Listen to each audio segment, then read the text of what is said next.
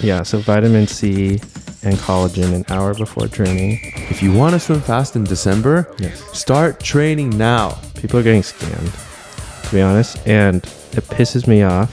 Speaking of music recording, today's podcast, Dr. Josh Lowe, we're starting. Everybody, we started 5 minutes ago. Yeah.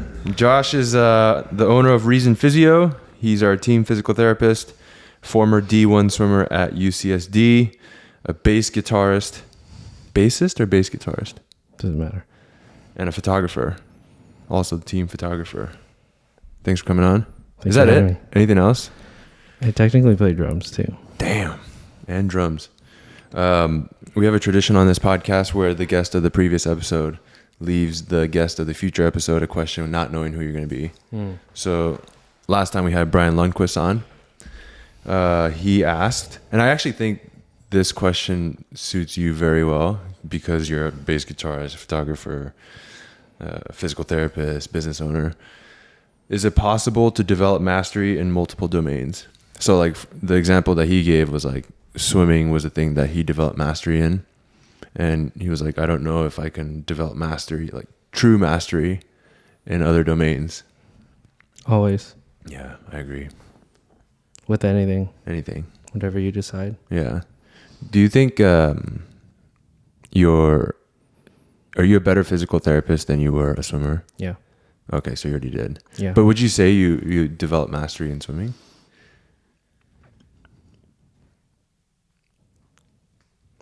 I guess it depends on how you define mastery. Yeah. Yeah.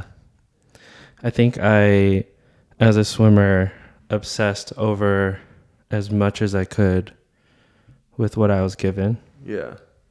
But maybe like physically you weren't like good enough to get there, but the understanding of swimming you develop mastery in. Yeah. Yeah, I think that's an interesting and I actually think like once you develop mastery in one thing, it becomes easier to develop mastery in other things. You know. Cuz like you know when you've made it. You know the things you need to look for. Yeah. You know it's pattern recognition, you know, is. and you know like, oh, if I do these habits, I can develop that. If I ask these questions, it's off. It's not plugged in. oh, are we not going? The lamp isn't plugged in. Oh, I was like, shit, man, we haven't been recording this whole time. Are we good? Are we recording? Okay.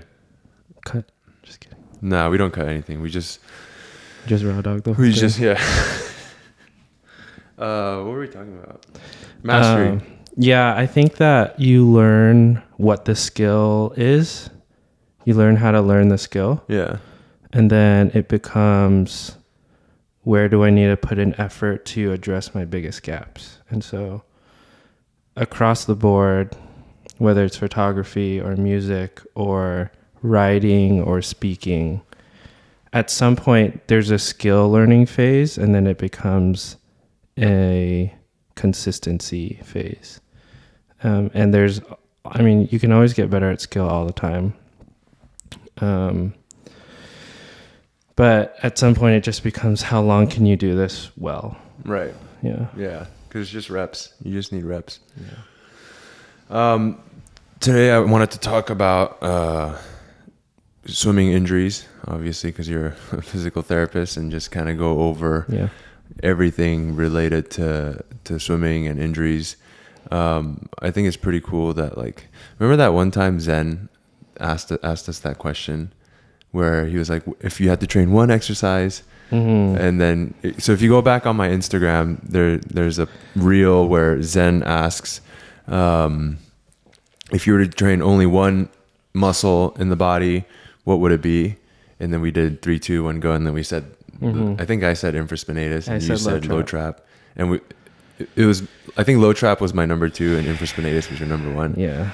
And I think it's cool that we arrive to the same conclusions a lot of times, and we see eye to eye on a lot of things as it relates to sports rehab or whatever you want to call it.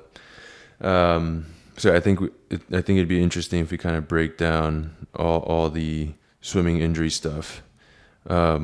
What do you think is the most commonly injured site in swimmers? The shoulder, for sure. I would say the anterior or superior shoulder. So anything in those places, like supraspinatus. Anterior, biceps superior tendon. for the layman. Oh, sorry, person the is- front or the top. Yeah. So the front part of the shoulder here, or the top part of the shoulder here, and it's always going overhead or some kind of catch position. It's like 80% of all shoulders is, I feel pain when I catch here. Yeah. Yeah. What do you think causes that?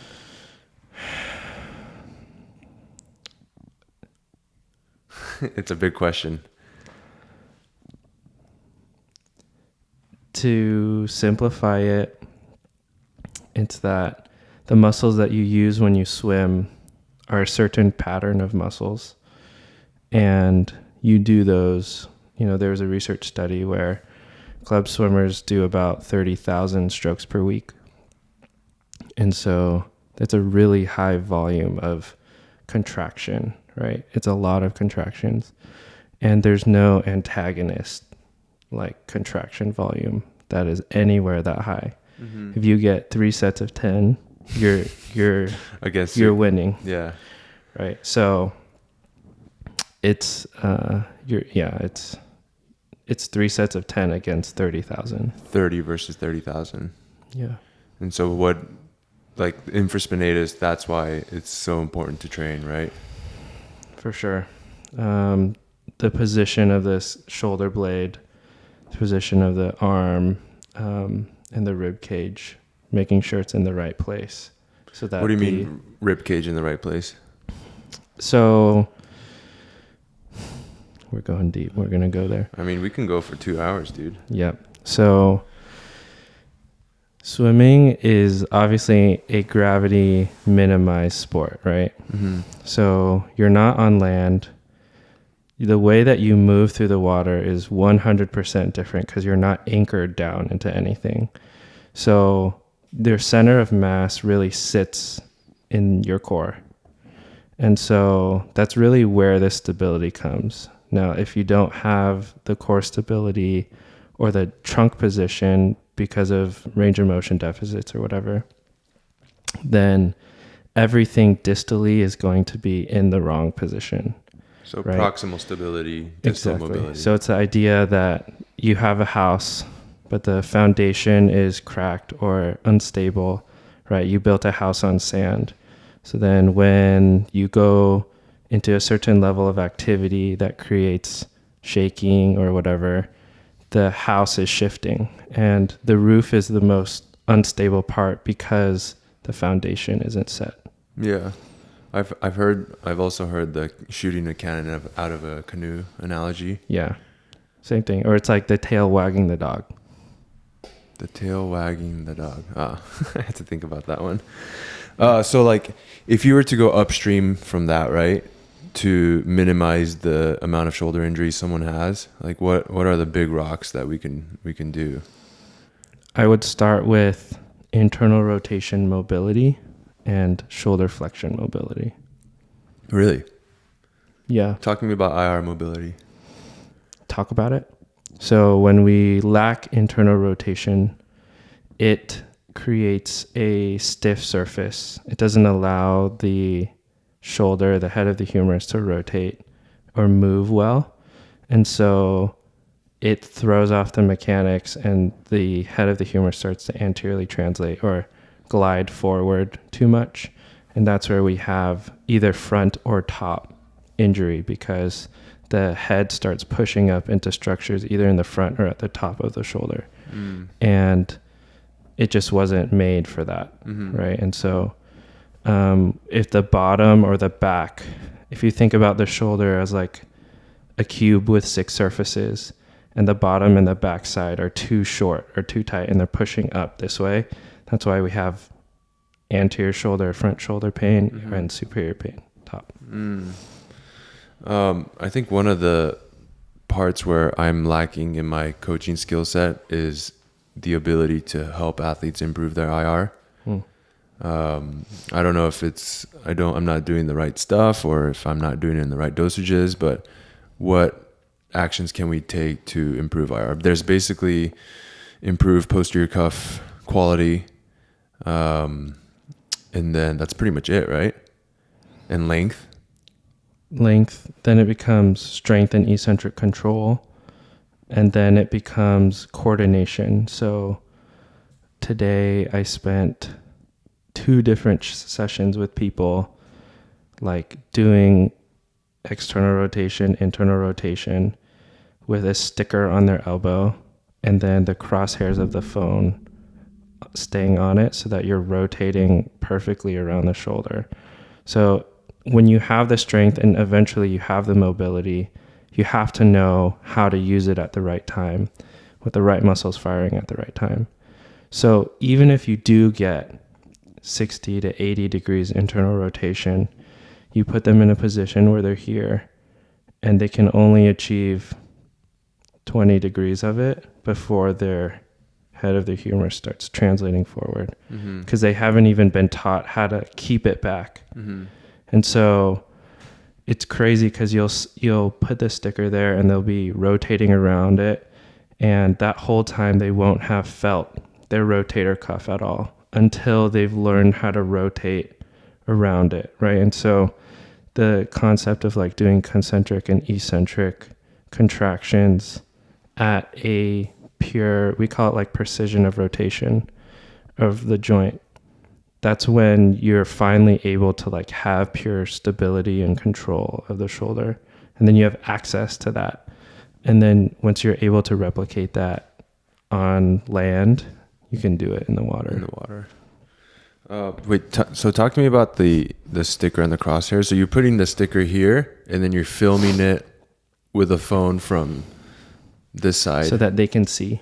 And then you're it's having them, biofeedback. Right. Yeah. And then they're watching. How do you put crosshairs on your phone? So it's a 9 grid. So it's like this. And then you can put it either in this corner or this corner, the bottom one. just use your iPhone and then you put the grids on and then you just say keep it on there. Oh, that's actually pretty smart. Sleeper stretch? I'm pro sleeper stretch if it's dosed right and the athlete understands how much to control it. Because we have had examples of... Shout out Santi, where he's like, oh, that feels really good. I'm going to do it 10 minutes every hour. And then he just blows up the front of his shoulder because he's like, he just yeeted it too much. Yeah. Yeah. Yeah. So what is a good protocol for sleeper stretch then? Sleeper stretch, by the way, is when you're taking your arm into internal rotation.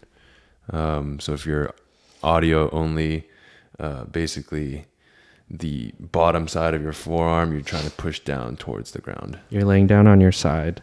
You have your shoulder pinned, and then you are pressing like the wrist or your palm down towards the table or the floor with your other arm. I think that's an important part that you just said that needs to be emphasized is your shoulder was pinned.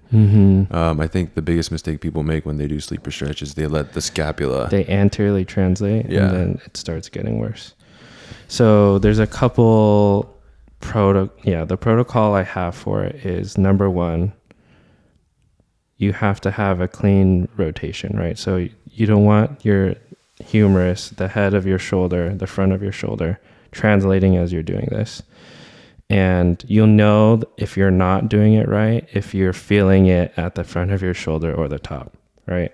So where should you feel it? You should feel it in the back of your shoulder, right where your like rotator cuff posterior shoulder is, right? So start at 0 degrees, start slow, and then you can start moving your wrist towards the table. And it's like you want a 2 to 4 out of 10 stretch. Are you actively contracting subscap by yourself, or are you pressing down with your... It's a passive stretch. Passive stretch. So you're doing this, hand on top of wrist. You're using your other hand to bring your wrist down towards the floor. And so low intensity, longer duration. For this one especially, has to be in the back of the shoulder, 20 seconds, go to 30 if you can. And then once you're comfortable with that and you can do that, then you can start making it active, or you could start adding weight. But again, we don't want it at the front of the shoulder. And if you are, that's how you know when you're pushing it too far. Mm-hmm. How about cross-body stretching? Great. That's fine. Good. So one of the things with sleeper stretch that makes it so aggressive is that it's combining internal rotation with crossbody. Does that make sense? Mm-hmm.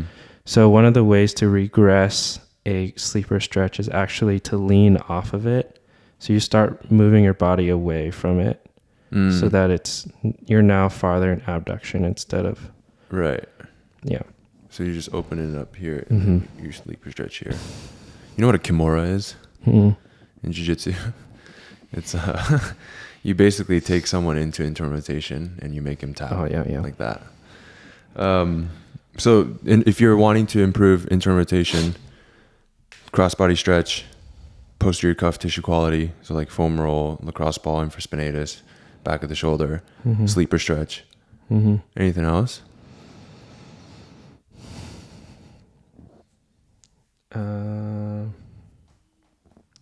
Just general shoulder mobility, I think. I've actually seen it where if there are any restrictions in the lat or like teres major, that can also actually limit internal rotation passively. Really?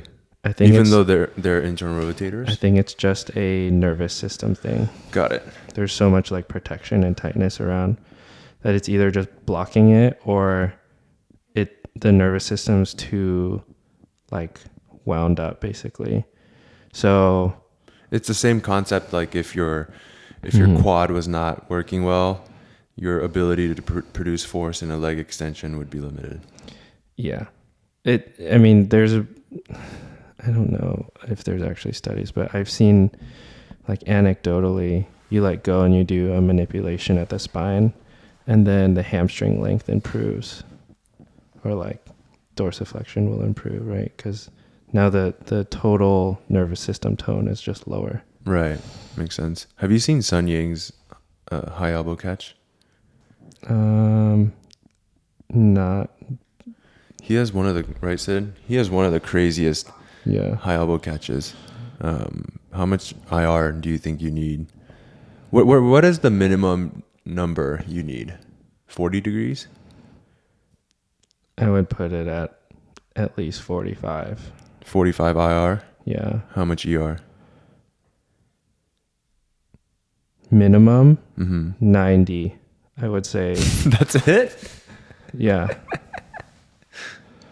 Minimum 90. I was going to say 120. I would say, because if you do have a ton of internal rotation, it's like you might want to look at total excursion. If you can go 90 to 80 and you have 170 degrees total excursion, that's total fine. Excursion is ER plus IR. Yeah. Because you could have someone retroverted where it's 120 and then they only have 40. But, it's like... Would you consider 120 and 40 retroverted? Yeah. Really? Because normal is 90, 80. 90 and 80 of IR? Mm-hmm. That's crazy.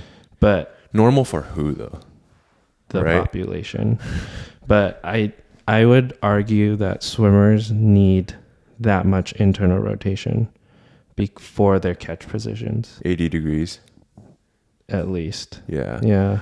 I wonder if it's almost like the more you have, the better. 100%. It is. And then it's like, how much can we strengthen and stabilize it for you to excel and be strong in those positions? Mm-hmm. Is you look at any elite high-level swimmer and it's like their shoulder mobility is just insane. Mm-hmm. Yeah. I think I was watching Leon, just like he got out of the water at Paris and he was like reaching his arm overhead and his scap was still like down. Mm-hmm. It was like he has so much mobility that he's able to just like do this, and it's like so easy for him. And I'm like, dude, that guy has crazy shoulder mobility. Yeah. Same with MP. I just had a thought. I think Gretchen is that way too. Gretchen's definitely like that. I just had a thought. Distance swimmers need more IR than sprinters. Yep. Right? Because they're because they are actually coming through like a bent elbow instead of a straight arm. Right. Like when you watch Santos swim underwater, he's pretty much pulling with Yeah. he has very little IR and he pretty much pulls straight arm. Yep. Right. Would you put that consideration into your practice? Like if they're a distance swimmer versus sprinter, like, okay, maybe it's not worth the trouble to chase more IR if they only do the 50 free. Yeah, but if they're coming to me with a shoulder problem and they only have 15 degrees internal rotation, I'm like, we need more. Right. It's you're just problem solving based on the factors that you're given. Totally. Earlier today, so I've been I think, did you say it's a UCL sprain? Mm-hmm. So I think I have a UCL sprain. UCL is the ulnar collateral ligament. Yeah, it's the tendon on the inside of your. It's a ligament. Or sorry, ligament. Ligament. Sorry, doctor. The ligament on the inside of your elbow. It's been kind of bugging me for the past 2 months or so. And then we were talking about ISOs and collagen and vitamin C. And then he was about to explain the ISO protocol, but I was like, wait, don't say it. Just save it for the podcast. Mm-hmm. Can we talk about the ISO tendon protocol? Yeah. So shout out Keith Barr. So a bunch of things. Yeah. So vitamin C and collagen an hour before training. And then the protocol that we're going to be using is 4 rounds of 30-second ISO holds with 2 minutes rest in between, pain-free. And this is for painful tissue, so tendon or ligament. And when it becomes pain-free at some point, if it's fully healthy tissue, then you would do 10 seconds with the same. And it's an overcoming ISO. Max effort. For healthy, pain-free. For healthy tissue, yeah. And then you were asking me what the mechanism was. Yeah. So there's a concept called stress shielding that they talked about. And if you look at the cross-section of a tendon, there's basically like, let's say there's 100 fibers, right, that you have. And then you're looking at it cross-sectionally. And 30 of them in the middle are injured, right? It's overstretched or like partially torn. The concept of the reason why we do isometrics is your body will use up all of the healthy tissue first. So it's shielding the stress from the injured tissue. So the 70 will be used first. And so if you don't do it long enough, it won't reach, the force won't reach the injured tissue. But the only way to remodel injured tissue is to put load through it. So you need long enough time to be able to reach it. And they were saying the bigger the tendon or the longer the injury, the longer you need to make the isometric so that you can reach the injured tissue. So tendon and ligaments. So scar tissue in like soft tissue injuries, they come out disordered. So they're like cross section, they're like all over the place. And they've done studies and they looked at the anatomy of scar tissue. And the only way that it becomes aligned is if you put enough load through it, it knows where to pull, like which direction to be facing. But if you don't load it well enough, then it'll be disorganized, and that is where you'll have weak tendons because there hasn't been enough load that's reached the remodeling. I've heard that. I actually learned that in undergrad, like with the one thing that I learned in undergrad. Yeah. I didn't know tendon and ligaments behave like motor units. Because that's basically the same concept for using ISOs for your muscles is if you have, like you're saying, 100 motor units, you might only use 30% of your motor units. But if you do it a long duration ISO, you end up rotating through all the motor units. So just to clarify, tendons are muscle to bone. connective tissue. Ligaments are bone to bone, right? So 100% tendons are related to the motor units because it's 1-to-1 almost. Like tendon is connected to muscle. That's true. I actually don't know about ligaments with the stress shielding part, but I need. Do you think the studying ISOs would still help my UCL then? Yeah. You know what was crazy is like you said go pain free, right? So I was doing like a high elbow catch ISO and go overcoming ISO until you feel, or right before you feel the pain. Before.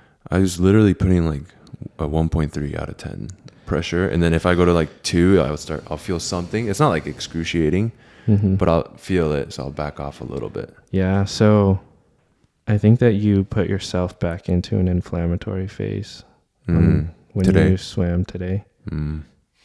So you didn't dose yourself properly. Yeah.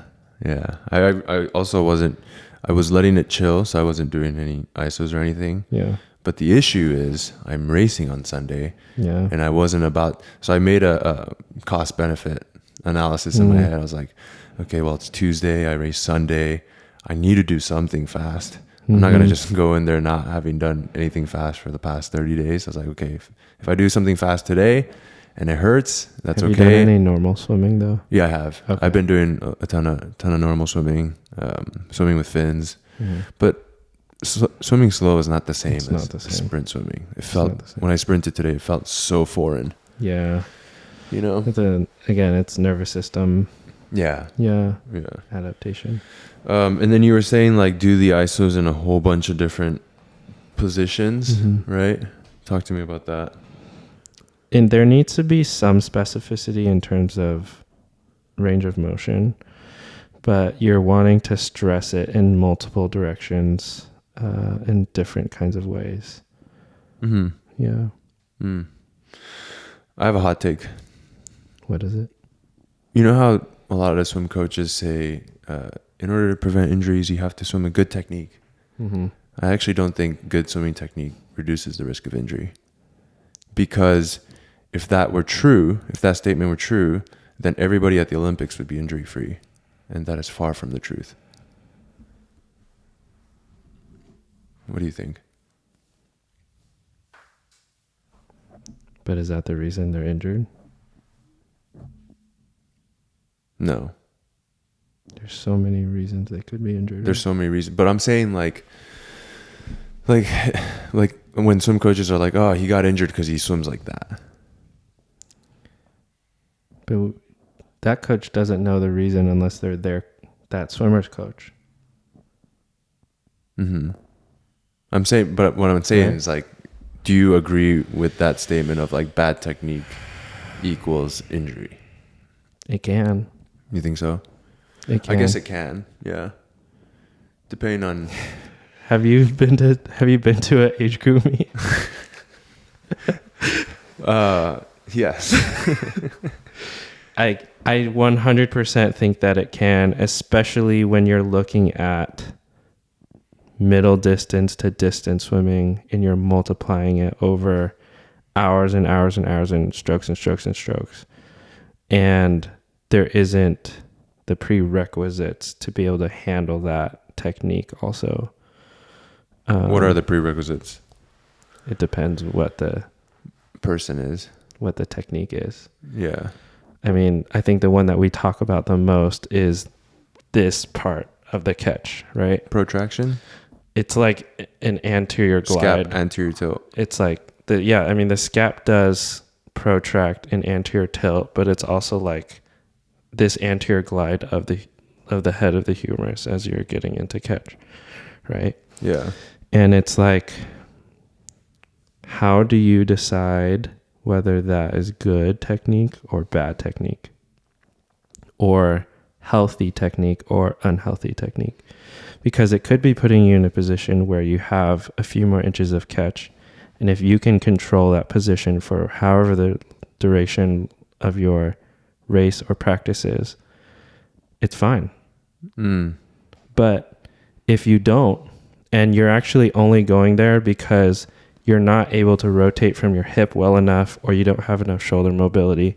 So you're trying to reach extra from here, and then you don't have the eccentric control. Then that is where kids will get injured, especially Eccentric control from the posterior shoulder. of the whole of to even get into that position. Like, we'll talk about lifters with dynamic knee valgus Mm-hmm. being okay Mm-hmm. because they're using it's, or like an adductor whip, right? Mm-hmm. To use the adductors to help them get out of the squat. Like, you'll see Olympic lifters do that, but it's 100% controlled. It's practiced, and you know, they're doing it with like 400 pounds overhead, but they can do it because they have that control of the glutes and the adductors and the quads and the hamstrings, and everything is firing so that the joint is protected enough, right? Mm-hmm. It's the same concept as when like powerlifters do a rounded back deadlift because that position's stronger, but they're able to do it safely because they're actually They've trained Zerker, whatever. They've trained, and they're actually co-contracting Mm-hmm. hard enough to where all the stress is on the muscle and not on the vertebrae. Yep. Yeah. When you think about swimming, it's a pretty unhealthy sport. Like, internally loading your humerus overhead as hard as you can, over and over and over. Like, you would never prescribe someone, like if you're a strength coach and you like swimming didn't exist as a sport, Yep. you would never like You would never do that. tell someone to like load this as hard as you can, as Yeah. many times as you can. It's literally, it's what we would call a special test in physical therapy, or it's like a provocative pain position. Shoulder flexion, internal rotation. It's like close down all the space in your shoulder, Mm-hmm. right? What is that for? Impingement. Oh, Yeah. so you're putting them in a vulnerable position to see. And then you stress the tissue, and then you say, is that the same pain that you have? If the answer is yes, then like you know, it's like the shoulder bursa, supraspinatus, any of those top or anterior like shoulder things. Mm-hmm. Speaking of youth athletes, what do you think is the biggest mistake young athletes make now? In terms of injury? Or what? Yeah, in terms of either injuring themselves at that age or injuring themselves long term.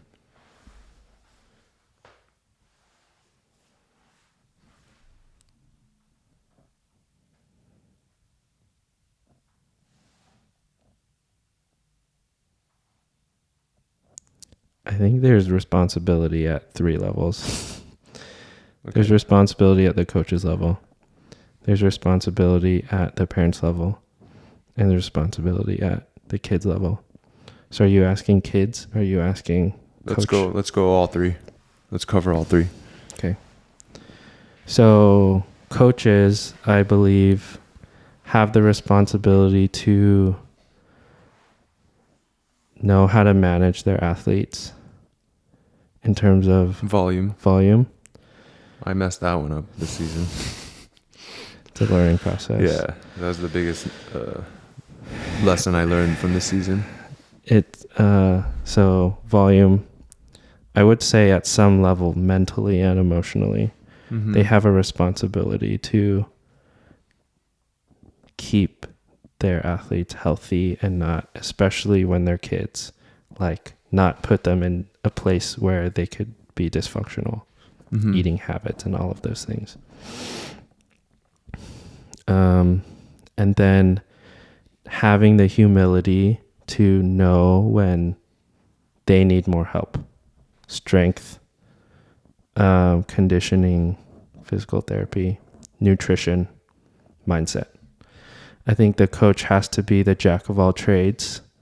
They need to be the primary care physician, right? The first one to refer out. Mm-hmm.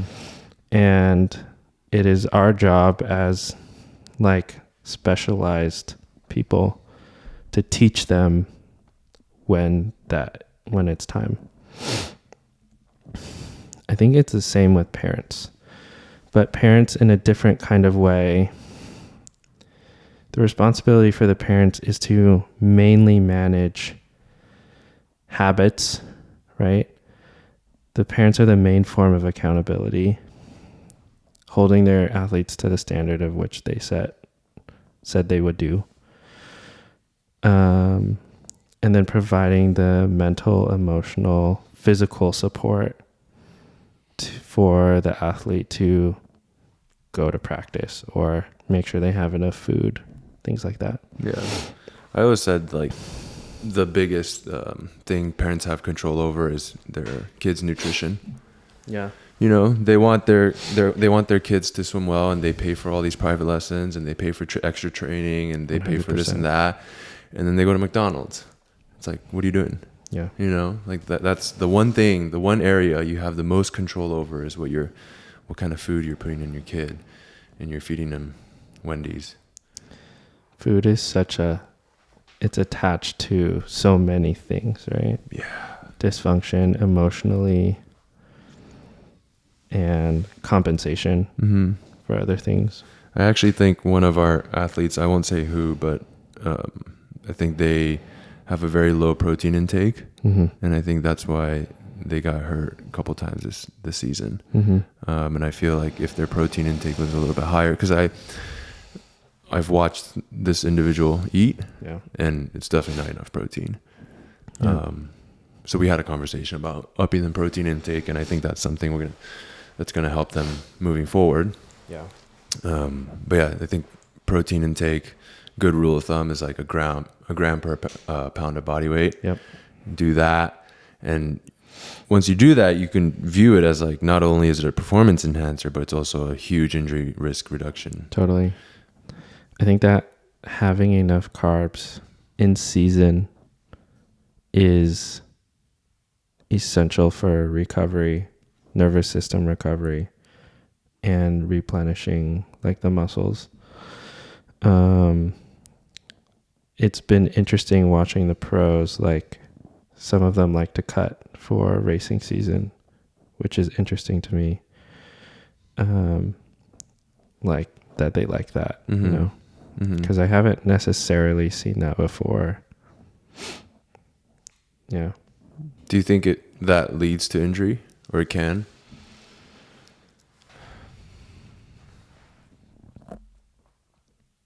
I think it can, because I mean, it shouldn't be prolonged. Like a deficit like that should definitely not be prolonged. I think if you're looking over the course of a couple weeks, maybe it's okay to be able to boost like intake, like feel and all of that. But I think maybe it comes down to athlete preference at that point. Yeah. To see what they like, especially when they're this high level. They're very intuitive. Yeah. Going back to the parents, I think the other thing parents have control over is like not overloading the kid with other activities where they're sleeping at 2 a.m. and then waking up at 7 a.m. and getting 5 hours of sleep because they have SAT homework and they got to go to Kumon and then, doing this and that. Like, just let them chill, I think so. The highest frequency of injury that I see in kids is sophomore to junior year, a few seniors, and it's always around testing season, right before a meet, right? So it's going into finals of winter finals. Kid is stressed, kid isn't sleeping, getting ready for, this is like crunch time for high school. So you're doing SAT stuff, you're doing 4 APs, you're not eating enough. Some of the clubs, honestly, they practice till 9 p.m. I'm like, there's no way you should be finishing practice at 9 p.m. Yeah. Like, your body's going to be so awake. Your quality of sleep is going to be lower. Your cortisol is still high. I'm like, it's not good. And then it's like, again, because of the way pool schedules are now, it's like their practice schedule is different every day, right? So their body doesn't even know what to expect in terms of when they're going to have output, right? Physically. So I think there's just a lot of expectations that high schoolers have to juggle now. I mean, it was with when we were in high school too. I feel like it's way more now. The pressure. There's so much pressure. Yeah. I feel really bad. It's asking a lot. For a 16 like a 15, 16-year-old kid to do all this and make these high-level decisions. Yeah. I can barely make him at 31. Totally. Yeah. And you're asking them to follow through and then they're spending 30 hours a week in the pool. It's just like a lot for a 16-year-old to carry. Mm-hmm. But in a way, it's also maybe creating the capacity for great time management skills, personal performance in the future. If it doesn't create dysfunction. Then it can create great humans, you know. Yeah. How about on the level of the athlete? Yeah. So I think when it's always the responsibility of the athlete to stick to the goals that they say that they want. And parents will help and coaches will help. But the drive has to come from the athlete. You've seen it when it's only the parents, right? Mm-hmm. It's just like painful. It's so painful to watch. So painful. And so the athletes have to own it. They have to be the ones asking questions, right? They have to be the ones, if the structure isn't there, that they'll go out of their way to do it, to make sure they're eating well, doing their physio or their mobility work, strength and conditioning. And for the parents and the coaches and the team around them to be the guide. But, you know, it's like when they're 10 years old, that's not the case. But if you're in high school, you should be the one owning it. And it has to be an internal drive. Yeah, I've probably done, I don't know, maybe like 500 assessments at this point. 400 to 500 probably, if I had to guess. The way we set up our assessments is like the parent comes in with the athlete, mm-hmm. and one of the questions that we ask is like, hey, what are your goals? And I always look at the athlete and I say, hey, what are your goals? And probably 50% of the kids, they immediately look at, Sid's laughing because Sid's also done. Sid, how many think you've done? Maybe 100 something? And like 50% of the kids, like I ask, what are your goals? And then the kid immediately looks at the parent. I'm like, it's not your parents' goals. It's your, what do you want to do? What do you want? It's the parents' goals sometimes. Sometimes it's the parents' goals. I've had this where I ask the kid and I'm looking at the kid and then the parent comes in. He wants to go to Ivy League school, you know? Yeah. I'm like, okay, I'm talking to the athlete. What do you want to do? And the athlete's just kind of like sad, slumped over, like, swim in college. You know, they're like not even excited about it. I want to go to Brown. Right? It's so sad to see, but these kids have to want it. They need to be the one. I kind of want to go back to what the parent piece is. Something I'm seeing a ton of is the lack of consistency in training is also something that leads to injuries. Totally. Because you're spiking in the sports performance world, there's something called acute to chronic workload ratio, ACWR. And basically what that means, it's how much work you've done chronically. So like in the math that they use, it's a depending on which formula you're using, it's like 4 weeks, the previous 4 weeks, the total volume of work that you've done compared to the work that you've done this week. Yep. So like if you're consistently training all the time, then your acute to chronic workload ratio is good. So it's like 1-to-1. 1, yeah, it's 1.0. But then, you know, you let your athlete, you know, take some time off and you don't take them to training, and then you all of a sudden, we see this a ton. Like now that WAG was last weekend, sectionals is this weekend.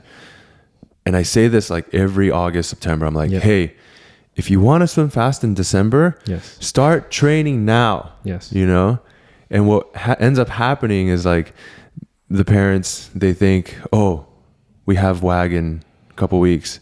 We need to boost the training.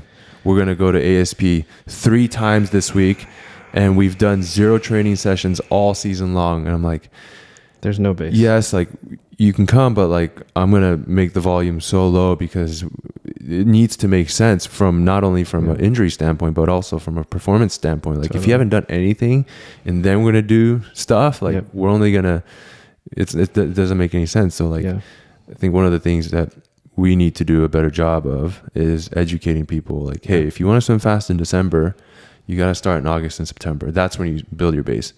It's December now. If you want to swim fast at CIF in May, you got to start in January.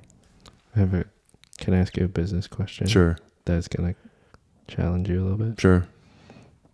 If you have if you have a Black Friday sale, are you enabling that?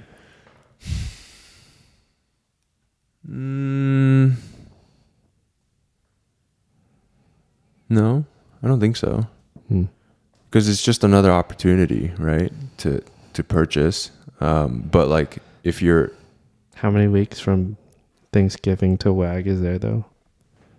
Yeah, but like it's, if you've been training since August, you know, it doesn't really matter. If you go, I don't know, it's just another opportunity to purchase on Black Friday. Okay. But maybe, I don't know, maybe. So then maybe it should be a back to school sale instead of... Well, there is one, right? That you guys We've historically done back to school sales. Yeah. I mean, I guess this is a TiVo question. I think it might be a TiVo question. Yeah. But I don't know. I don't know what percentage of our people who haven't been training with us came back because of a Black Friday sale. If that number is really high, then it's probably an issue. Would you put a cap at we don't start programs in November if you're swimming at WAG?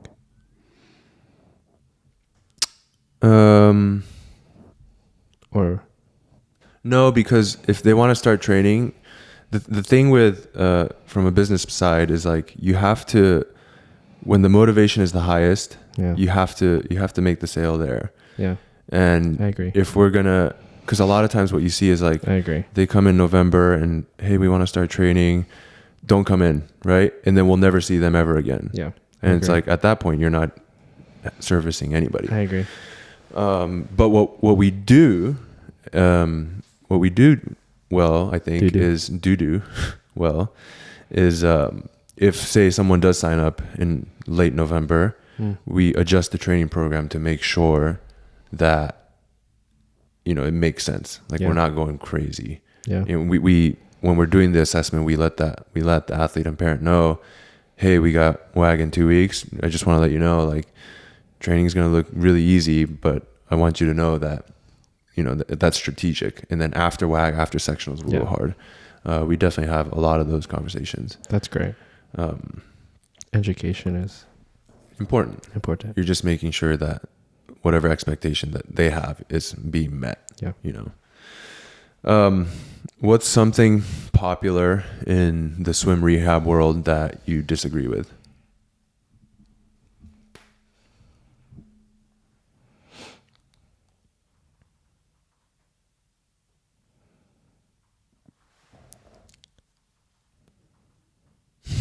Why are you smiling, dude?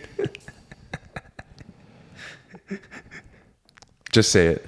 I don't think strength coaches should be doing rehab. Okay. Say more. I see so many ads. Maybe it's just because my Instagram is about shoulder. But I see so many ads of strength coaches talking about removing shoulder pain with their strength program. And I've tried them. And they're kind of whack. I'm not gonna lie. Yeah. And it's so much it's so much just like marketing fluff Mm-hmm. just to get purchases, you know, to get sales. And they just shouldn't be doing. You just shouldn't be addressing pain if you're not You think it's ethical, a professional. or you don't think it's ethical? Yeah. Mm-hmm. I don't think it's ethical. I think it's okay to say that your clients or athletes have had less pain when completing your program. But I don't think you should be marketing to people with shoulder pain, Just Saying- hanging from a bar. saying that if you do this 300 to 500 times a day, your shoulder pain will go away. Mm-hmm. I agree. That makes me really angry, actually. Are you getting heated right now? Yeah. But when I get heated, I just stop talking. I just Yeah. go silent. No, I know what you're talking about. I know exactly what, because I saw the program too, because you sent it to me, Yeah. and it was crazy. Dude. I was like, you're supposed to do this 500 times a day? Yeah. That makes no sense. Did you see it, Sid? Did he show it to you? So Josh bought the program, and we took a look, and it was insane. I'm curious. I didn't see it, but I know which one. It's people are getting scammed, to be honest, and it pisses me off because it now reflects on everyone who thinks that they are signing up for like I do remote programs and I work with people internationally, but now I have to work harder because people are wary of scams because of people like that. Mm-hmm. I'm like, You know what the crazy part is like you and I, with like our pros and the athletes that work with us, not just the pros, like we consider so many different factors for shoulder pain. yeah, It's like, okay, how much ER do they have? How much IR do they have? How Yeah. much shoulder flexion do they have? How much T-spine rotation do they have? What is their quality of sleep? What is this and that? And then people on the internet are like, do these 3 movements to get rid of shoulder pain. I'm like, what? How? How can you do that? pain is Do you know his ER? so Do you know his IR? multifactorial, and to just put a paintbrush over it, to promise pain-free in 20 minutes a day is just you're just lying. Yeah. How can you guarantee that? You can't. You can't. You can't guarantee it. anything. I can't. We can't guarantee anything. Yeah. Yeah, you can't get, you can never, you can be 99% certain, but you can't guarantee it. And then to say, I'm getting on with, maybe we're talking about someone too specifically, but you get to the end of this product Yeah. and it's like, now, and then they're just upselling into another program. And I'm like, you're just using people's like pain to, Make a profit. yeah. Yeah. I hate that. Yeah. That's the worst. Yeah. Yeah. I just thought of a question, but I forgot it because I got angry.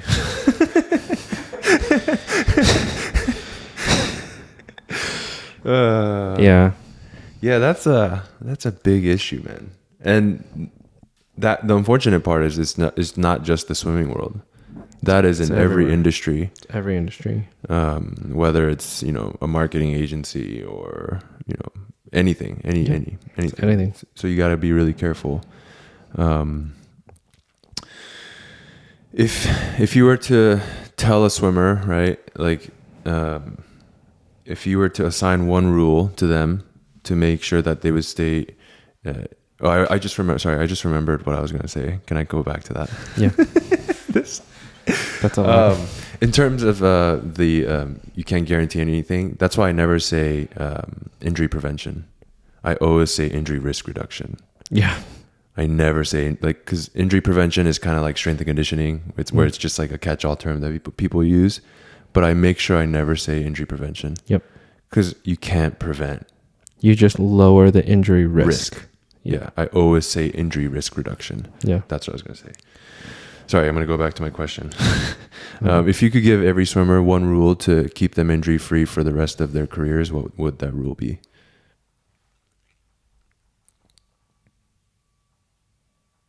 Damn, that's a good question. Just gassing himself up. Just ask a question. He's like, damn, that's a good question.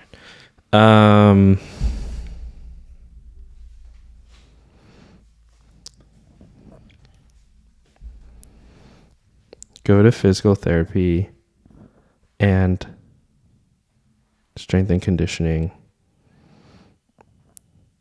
I'm going to retract that statement.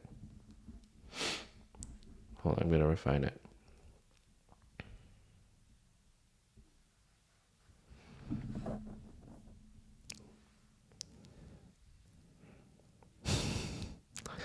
Let the work be. Do the work. Is that your slogan? No, it's find your way. Oh, find your way. But do the work. Do the work. What Do is- the what work is work? beforehand. Do the prevent injury. Do the prevention. Do the work to prepare yourself. It's preparation. Everything is preparation, right? To decrease injury risk. To prepare yourself for performance. It's all in preparation. Sleep, nutrition, mental, emotional, psychological health. Just do it before. Yeah, get checkups. Like it's the dentist. Mm-hmm. Yeah. Anything else? Yeah, just do the work. Just do the work. What does find your way mean? It's a good question.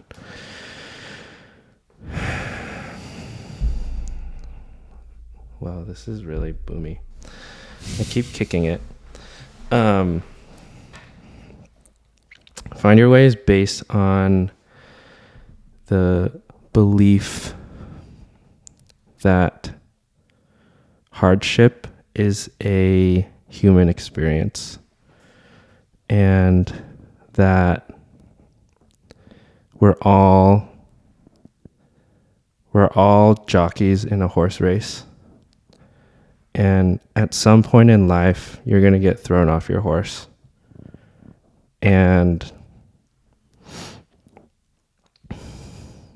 there are going to be people who help you get back on. And there are going to be people that help you finish the race. And there's going to be lessons that you learn along the way that help you become the person that you were created to be or made to be, or however you want to phrase it. But yeah, that like you don't have to go through those things alone. You have a guide. You can have guides to get you to the next level, you know. Get back on the horse. Get back on the horse and continue your race. What does the your way part mean? It's individual. To how you Everyone wanna do has that? their own journey. It's not a way. It could be a way. Sometimes I tell people that. Just find a way, dude. It's a way, right? And sometimes that is how you find your specific one. But like, I think it becomes really personal when you have a lesson that you take away from that, that you carry with you. I think I was listening to Calvin's podcast. It was someone's, I don't remember. But it's like, you know, what lesson have you learned? And it's like, developing and growing as humans, like it is the human experience to go through hardship, but only it's like you see how different people handle it. Some people let it grow, some people improve, right? they take the hardship, they go through the process, and they come out the other side a more resilient, healthy being. And some people, it just breaks them. Mm-hmm. And I think that when I created Reason Physio, it was around the premise of that, like hardship, and letting us being the guide to help you get back to what it is that, like, where you want to be, whatever your goals are. And ultimately, it being about the identity of the person you're going to become more than the goal itself. You know? Mm-hmm. Mm-hmm. Yeah. I think that's one of the reasons I like working with you is like we need to like a lot of traditional physical therapists or even medical it's more common with medical doctors. It's like, okay, you're in pain, just stop. Right. But you understand that we have to swim US Open in 2 weeks. We can't stop. We have to keep going, Mm-hmm. you know, and it's like we have that mutual understanding of like, yes, this might be off, but stopping is not an option. We have to figure out a way. Yeah. You know? That's It's the difference between a performance physical therapist and like a regular insurance-based physical therapist. I mean, it gets tricky when you start looking at the Tyrese Halliburtons of the world. He tore his Achilles last year in the finals. Mm-hmm. But he had Achilles tendinopathy. I think it was through most of the season. And he had a strain sometime in the playoffs. And it's game 7. Do you let him play or not? Right. Yeah, I mean, it's like, do you let him play on a tendinopathy? Of course. Is it getting worse? What happens when it becomes crunch time, but you have a 3-month playoff or whatever it is, 1 or 2 month playoff season, and bro is carrying the team, right? He tore his Achilles like a couple minutes into game 7, and now he's out for most of this season. What would you have done in that situation if you were his PT prior to You let game him 7? You let him play. I mean, yeah. It's like this is the risk that you're, again, nothing is certain, right? And you're just taking a chance. No one knows all the variables, and no one knows what's going to happen. No one knows when the tissue has finally reached a level where it's too much. Mm-hmm. Maybe he knew that it was like,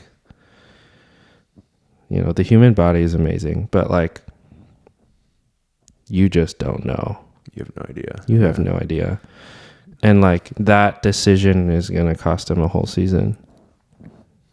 Arguably, maybe his career isn't the same when he comes back. Mm-hmm. How do you weigh that? It's just like, you do the best that you have with the information that you know at the time, and then you roll with the outcome. With the outcome.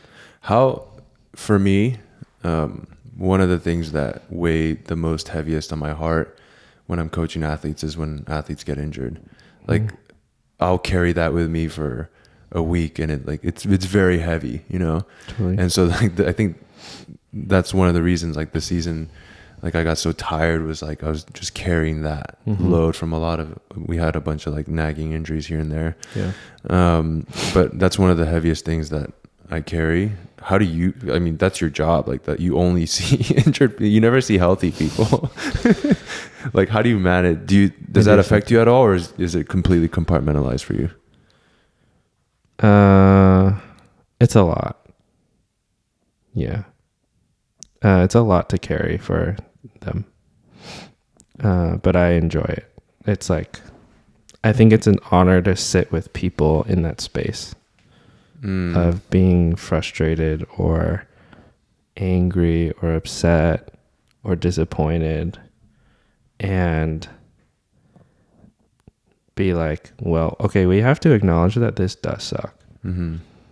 And maybe you are choosing to skip this meet that you have trained for who knows how long. And that's disappointing. But here's something that you can do about it. Sometimes it is just a 3x30 second hold, you know, or 4x30 second hold. But like, there's a plan. You can find your way out of it. I see what you did there. Yeah. So you enjoy being the light in the darkness. Yeah. Yeah. I guess That's a really big honor to play that role in someone's life. Sometimes they get there and then they forget like where they were at the beginning, you know, or like there's no thank you at the end. right. Yeah. But like, that's okay, because I think that, you know, someone was that for me, mm-hmm. and I get to be that for someone else. Mm-hmm. And that's a really big honor. Yeah. Is that part hard where you don't feel the gratitude? Because I've definitely noticed that too, where you do a lot for someone and it's nothing. I don't do it. I mean, it is something of like, dang, that's a bummer. Yeah. Okay. And then you move on. Yeah. Cause like, you don't do it for the gratitude, you know, you do it for everything else, and you get to see someone win. I had a girl yesterday. Was yesterday Monday? Yeah. And she came back from WAGs, and I was like, how'd you do? Tears just streaming down her face. That's cool. I broke a 3-year plateau. That's cool. She wasn't really having pain, but she just needed a little bit of like activation, and like she was having some pain, you know. Is this the one with the shoulder pain? But we, yeah. What? I'm trying to talk to you telepathically, dude. Can you not read me? No. You don't know this person. Oh, I don't know them. Okay. Yeah. We for context, Josh and I, we share a lot of the same athletes. You would have been right with like 90%. The shoulder pain. Like, have you seen my Instagram? Yeah. I was just hoping we've spent so much No, time together that we yeah. can telepathically speak to each other. I know who you're talking about, and it was not that person. Okay. See? I said shoulder pain and he knew. Because there's only so many people you could be talking about. But she was like, I dropped 6 out of 7 events. I haven't done that since I was 12. That's really like cool. She broke some 12-year-old best times, and her dad was crying, and wow. like that was meaningful to me, you know, because I know what that's like too. Right. On the other side. I know what it's like to be in a plateau. It friggin' sucks. Yeah. Yeah. You feel it's the most powerless feeling that you can have, is like, I've been training for 2 years, 3 years, and I keep showing up and I still can't go a best time. And it starts getting in your head, and you start having these narratives that you hold, or beliefs about yourself, and you dig yourself in a bigger hole. And finally you have a breakthrough, and it's like, oh, I'm out. Let's go. Right. Yeah. What do people need to do when they're in that situation where they're like stuck? They need a different guide. Yeah, whether it's, you know, strength and conditioning, performance training, psych, sports psych, mental health, emotional health, injury. There's some other facet, or like you would say, like a bucket that we need to address. And when someone is in a plateau, it's never 100% physical. It's never. If it's a true plateau, it is now mental and emotional, right? Because they have now defined that they have stopped improving. It's part of their identity. Yeah. And you have to break that belief mentally, emotionally, and with whatever physical changes are happening. Yeah. You need to find something. Yeah. You need address. some variation in what you're doing. Yeah. And I didn't know that. You just kept doing the same thing. Just kept doing the same thing.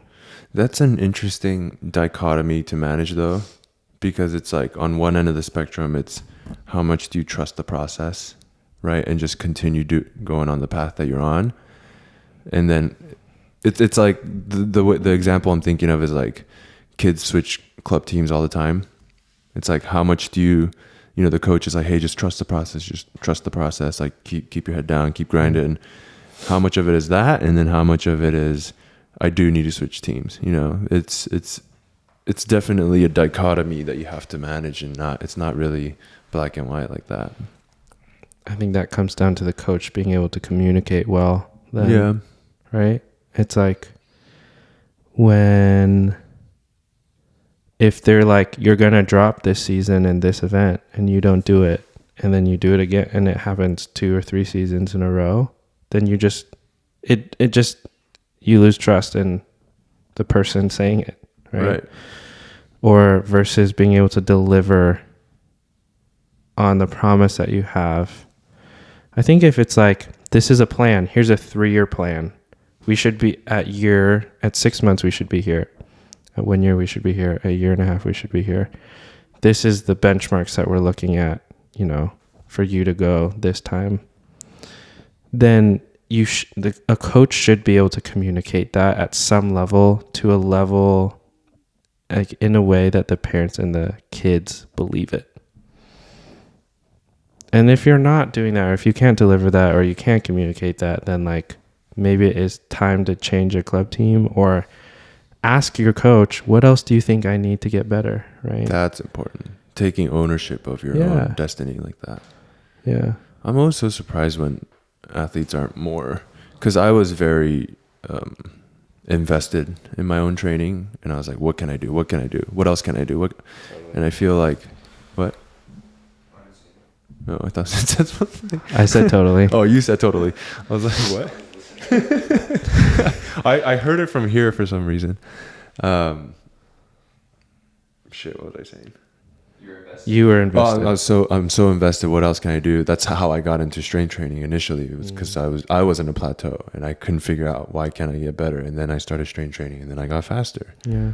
So I'm always surprised when, you know, athletes claim they want it, but only take the same actions over and over again. Yeah. Besides the shoulder, what do you think is the second most commonly injured site? I have my opinion, but I want to see if it matches. I see the most hip or knee next with For breaststrokers. swimmers? Yeah. What do you think the mechanisms are? Not enough internal rotation. Of the hip. Mm-hmm. So IR is everything. Yeah. In shoulder and hip. Mm-hmm. There's a I don't know if you've heard of tonic and phasic, but it's 2 groups of muscles that one is considered it's nervous system. It's like I don't know it 100%, which is why I'm fumbling my words, but like the nervous system is more active in the tonic muscles versus in the phasic muscles. They're more tonic passive. Being agonist? Not necessarily. It's actually, there's a list of them, and it's the typical muscles that you're stretching all the time. It's the upper trap. It's the pec. It's the hamstrings. It's the quads or whatever. Oh, so tonic means muscles with high tone. But it's actually a developmental thing. Like actually when you were born, you're not tonic. Your tonic muscle system is developed first.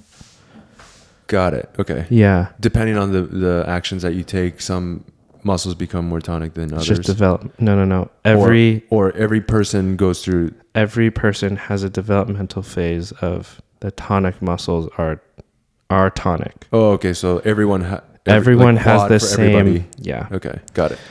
And so, like external rotation is one of those like things where it's like the body prefers to be in external rotation versus it's harder to get into internal rotation. right? It's actually a baby. There's a whole class called DNS, which is dynamic neurostabilization, but it's based on baby like stages of development, and it's like these positions are hardwired into our nervous system, and we can use or tap into those systems to bring out certain qualities or ranges of motion or activation in a way that we wouldn't otherwise. So to reduce the risk of, say, knee pain, right? Yeah. Is it just as simple as getting more hip internal rotation? It's way more than that. Yeah. But what happens if a person comes in and their hip is retroverted? Then how do you get them more internal rotation? I've always struggled with that portion, whether it's a bony block or is it something muscular? Mm-hmm. So you can always work on it. You can at least maintain a Even if certain it's a level. bony block. So structure like bones will have a predisposition and the muscles will follow that. But what we're really trying to do is maximize the range of motion that a person can access to the point of the bony block or the like anatomical structure. It's closing the gap between your active and passive range of motion. Yep. Mm-hmm. And you have to be working towards that. That's level 1, is address the structure first. And then you address the strength. And then you address the technique.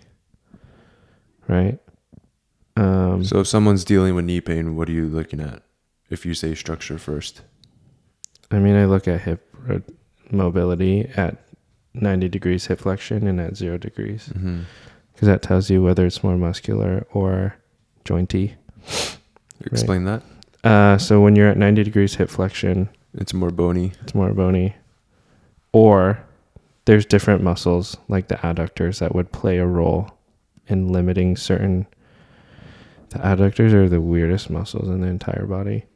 I don't know if Why? you knew that. So the adductor 'Cause magnus... they're biarticular?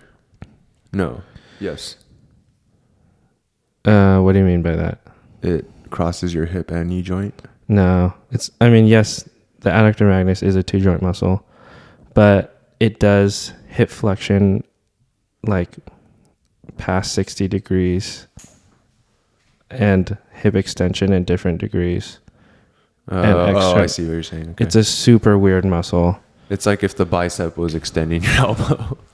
Or Yeah, assisting. because sometimes it does hip flexion and sometimes it does hip extension, and it depends on where the muscle is. It's kind of like the pec. I've always thought the pec is very interesting in that regard. Mm-hmm. You know, because it can push and it can pull.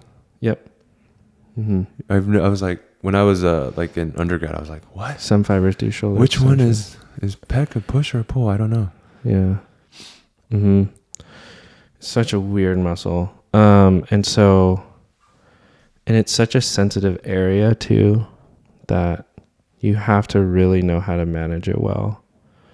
What do you mean sensitive?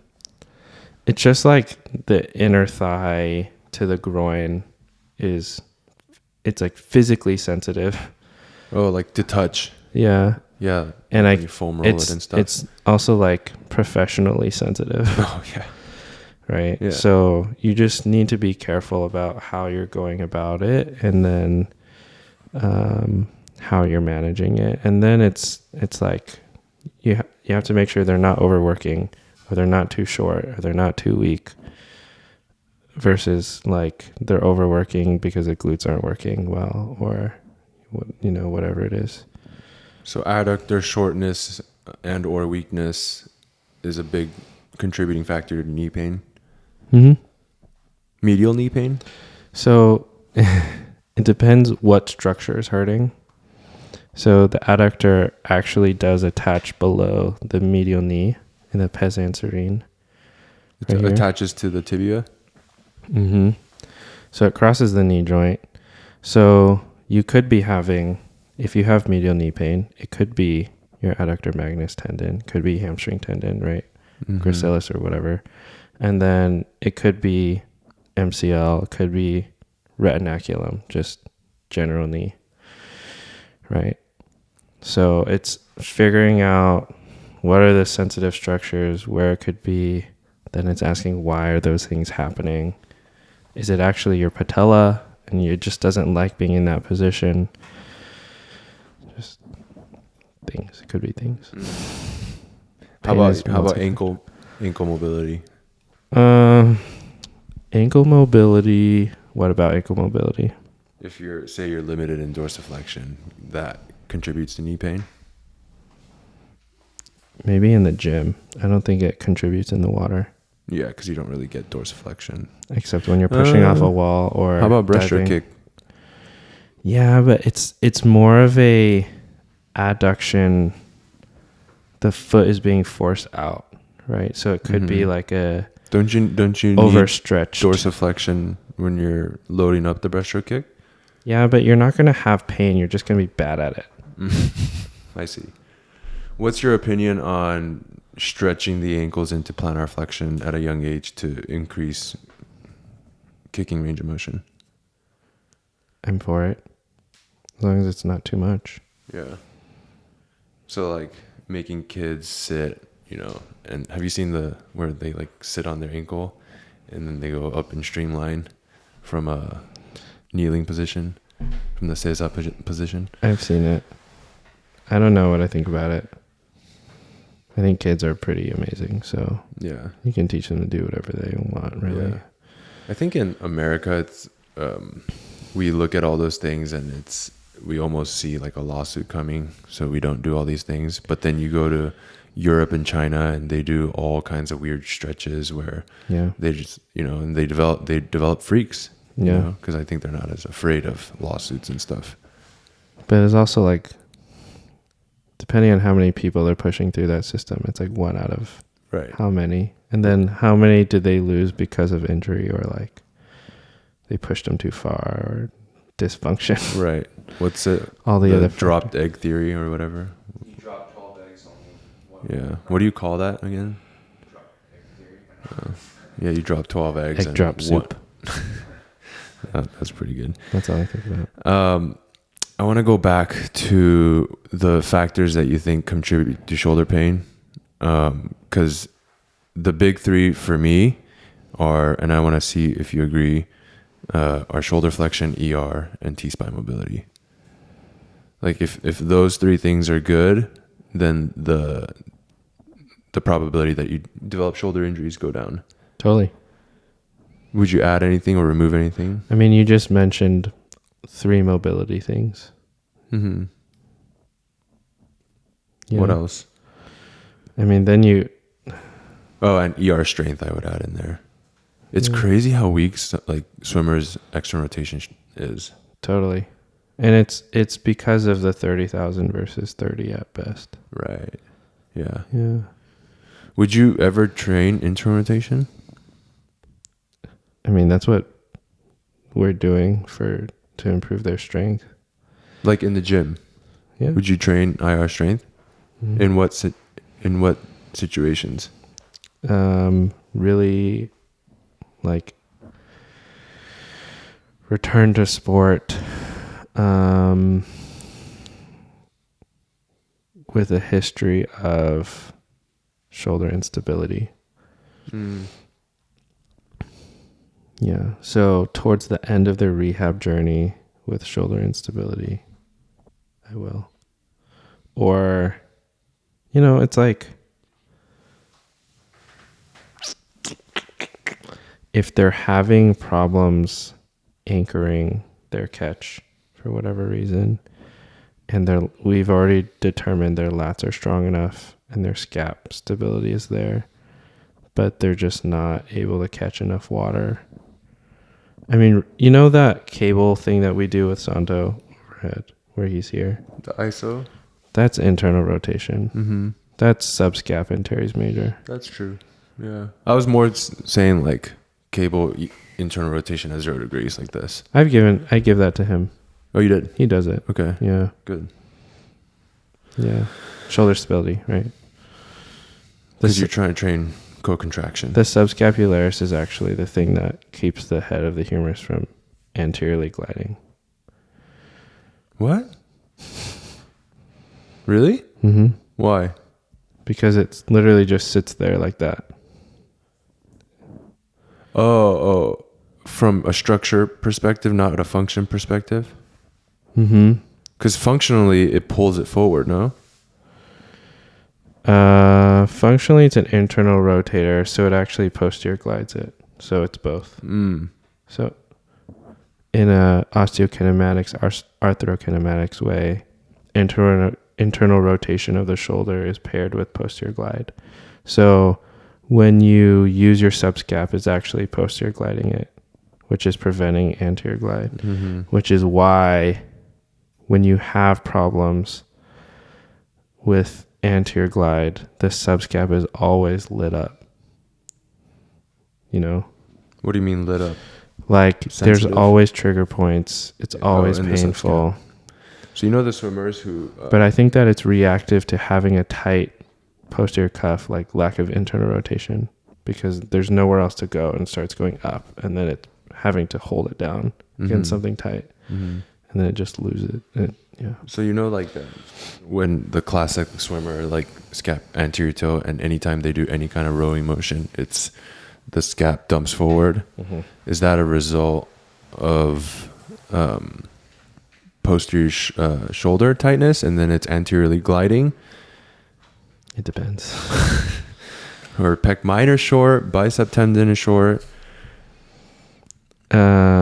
I would start with shortness. Yep. Pec shortness, pec minor. For the scap, I would start with, and then I would go to, I would say pec major, pec minor for the anterior tilt. And then I would go low trap, mid trap weakness. And then I would go biceps over dominance to be third. Does that make sense? Yeah. I've always just gone low trap weakness number one, always. Like that's always my go-to. It is the hardest thing to change right away. Yes, I agree with that. Right, because mobility can change in an instant, but strength, other than outside of neuromuscular changes, will take 6 to 8 weeks. Right? And it's so hard because sometimes it's so hard for people to access lower trap. And it's like you go into a Y raise and they're actually using upper trap and not lower trap, you know? Yeah. I mean, it's not impossible, but like it's very difficult. It's very difficult. Like you got to, sometimes you have to implement so many different strategies. Like you go short lever instead and do a Y. Maybe you do a face pull variation instead. And you have to like guess and check your way into accessing low trap. You could spend an hour trying to get someone's low trap to turn on and still not. Sometimes. I actually think for some people, the lower trap is the limiting factor for great underwater dolphin kicking. I can see that. You know, like a lot of people think, oh, underwater dolphin kicking, train your core, train your quads, train your hamstrings. But I actually think if you train your lower trap, your underwater dolphin kicking will improve. Yeah. You know, because you need it to do this motion where you're going back into the hyper shoulder flexion. I think that's, you said low trap, right? When Zen asked that question, and I said infraspinatus. Very close cousins. If you would have given me ranking, I would have said low trap. Infraspinatus. What's number 3? I mean, are we pairing low trap and mid trap together? Sure. Because you really can't separate it. That's true. So I don't know. Lat. For what? Are we talking about injury prevention or what? Performance. I would say lat's number 1 then. That's true. What was Zen's question for performance or for injury? I can't remember. Injury prevention. Oh, then yeah.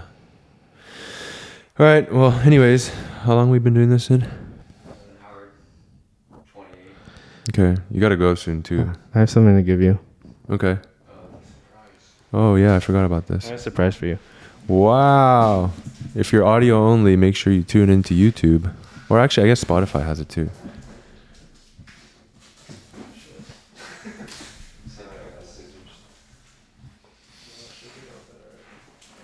Josh is strong. Josh squats like 455, I think. Something crazy.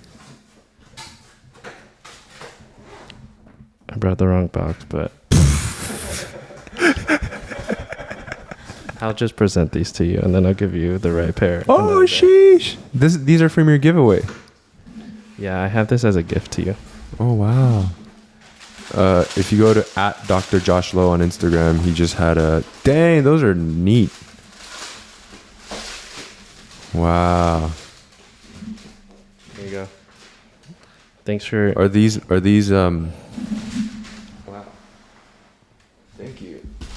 These are ginormous. Whose feet are these? Is it for someone else? Yeah. What size are these? 13. Yeah, I can't fit in this. Thank you for being a part of the mission. Wow. Thank you. I was going to close the podcast by thanking you, but you got it first, I guess. Yeah, I guess. No, but thank you, you know. I think the journey that we're on right now, Yeah. it's a very difficult one, Mhm. and it takes a team, and you're an integral part of that team. Thanks. So thanks for all the work that you do for us and the Yeah. team, and I'm sure all the athletes appreciate you. Definitely couldn't have gone through this season without you, you know. It was a rough season. And I think we both learned a lot of lessons. Yeah. And I think I would like to do season 3 much more intelligently this time. Yeah. We try to push a square peg through a circle hole Yeah. in some certain kinds of ways. Yeah. Yeah. Where can people find you? Can we plug your business? Yeah. So my personal Instagram is @Dr. Josh Lowe. And my business is @reason.physio. And if people want to come see you, how can they do that? My office is in Arcadia, California, or you can schedule a virtual session. So we do free discovery calls just to see if we'd be a good fit and whether I can actually help you. So Yeah. All right. So if you're... Yeah. Sorry. Oh, sorry. you have a question? Can for me? you... No. Can you leave us a question for our next guest? Yeah. We actually know our next guest this time. Don't tell me yet. I'm not going to tell you, but... Yeah. I like to ask this to all of my mentors. So I'll just ask it. But what has been really exciting to you lately? Lately? And I ask this question because, you know, like all of my physical therapy mentors, they know everything. But there's something that they're always interested in that has pushed their learning forward. As of late. As of late. And That means it's a new learning. it's, what are you currently learning? So are you asking this question from the context of like, what are you learning that you're excited about? Or can it be like, oh, I'm excited about What are you ATVs. learning? What are you learning about your craft That is that exciting is to still you? exciting to you? That is exciting you. For me, it's tendon isos. Exactly. And it's always related to personal... Whatever problem you're trying to solve at the moment. Mm-hmm. It's always related to personal experience. As much as you try to remove bias, it's all learning is 100% experience. Yeah. It's like, related to experience. yeah, it's like, why would I go and learn about pulmonology? Yeah. Or maybe I might learn. It's like if I were to go to learn about... But you would learn about it because it's relevant to you for some reason. Yeah, or that was a bad example. Like it's about, like, why would I go and learn about combustion engines? You know, I wouldn't. Yeah. Because it doesn't relate to my life. It's Santo Condarelli, though. Santo Condarelli will, yeah. Yeah, it's like me learning plumbing code, California plumbing code. Yep. I never would have given a shit about it until now.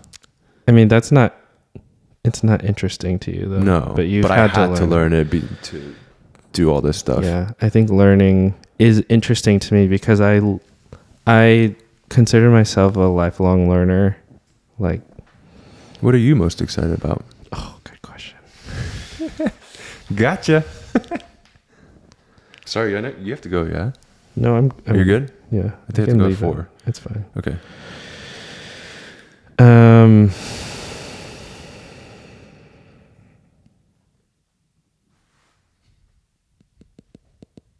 There's a bunch of things that I'm excited about learning. The tendon things were a part of it. I think It doesn't have to be related to physical therapy. Physical therapy. Either. Maybe it's a new guitar riff. no, not right now. Right now it's physical therapy. Is like neural connection in the body, and it's like there's some ways in which the body just like seems impossible. You're blinking at me like, what do you mean? There's a researcher doctor by the name of Vojta, and he's German or something. I don't know. I need to ask my mentor, but she's like one of his main students. And I watched her set up someone who was a T7 complete spinal, like, Sever. injury. Nothing below T7, which means he has no abs, legs completely, like complete T7 spinal cord injury. Mm-hmm. She set him up in a side plank with his hip. His legs were like this. His hip was like on the mat, and he is here because he has control over his arms. Mm-hmm. And she's giving him cues of putting pressure through main pressure points throughout the body, and then telling him to just like breathe. Mm-hmm. Right. So the diaphragm is controlled with C3, C4. So he's able to control the diaphragm. And she's like, focus on moving your hamstring. The guy Can't. can't. But like, because of the pressure, because of the position we're putting him in, it's activating. Like, this man walked before and he got in a like a motorcycle injury. Mm-hmm. So he has the neural connection that already exists. We put him in the position, and his hamstring starts like fasciculating, like What is fasciculating? firing. Like, you start seeing it do this. Yeah. And he's like, I feel like his foot will start like doing that, like twitching. Mm-hmm. And the test that she was using to test and then retest was actually his ability to sit up straight and reach his arm overhead. And before she treated him, he didn't have any core stability. So he couldn't sit up without holding because he would fall over. Mm-hmm. And afterwards, he was able to reach his arm overhead and completely stay stable in his core because his obliques and everything were firing. And I was just like, my mind was just being blown. And she was like, this isn't like orthopedics. This is like neuro. And I'm like, this is not even neuro. This is just understanding the body at like another level, in a different way. And it's like, she's a physical therapist, but it's just crazy because he's 7 months post total, and he can like start, he's like mini walking with orthotics and stuff. Wow. Because she's spending time firing his nervous system up, giving it all the input it can to like get those muscles firing. And it's like, dog, this is like another level of like healing in a way that is like crazy. Yeah, we might not understand why yet. Well, they have like research and stuff about it. Like, it's just a different methodology of the way to think about how the body is organized, and it's all goes back to DNS and the like the way that the body was developed as an embryo, and the nervous system and the positions. I don't know if you've heard of like the prone 3 month as an exercise, but it's the same concept of like these patterns are hardwired into our body, and we're using them to tap into them again to fire up our mid trap, our low trap, our rotator cuff, our hamstrings or whatever. Mm-hmm. And then using that to apply that concept into swimming. Right. But it's like, I'm going to use this position because these are the positions that your child uses to like get up to stand or to roll over, to use those obliques. And it's just like so cool. It's like super cool to me. So we share an athlete who his cranial nerve 11 doesn't work, or I don't know if it doesn't work or if it's severed or whatever, but basically cranial nerve 11 and a couple other nerves aren't working. Do you think that stuff like this might help? Possible. You think it's reinnervation? Is that what it is? Could be. I would love to see her just like treat him, to be honest. I mean, them. Him. Or Him. Yeah, we already disclosed it was a guy. him. Where is she at? She actually lives in Arcadia. Okay. Maybe we can schedule something. I would love that. Yeah. That'd be so, because that case is the most frustrating case for me. Yeah. I feel so at fault because I was responsible as their strength coach in high school, and I feel like I should have saw it coming sooner, and I never saw it, and then it just kind of progressed to the point where the nerve doesn't work. I think you carry that guilt, but it's not your fault. Yeah, but And I do carry it's that not your guilt a fault. lot. Yeah.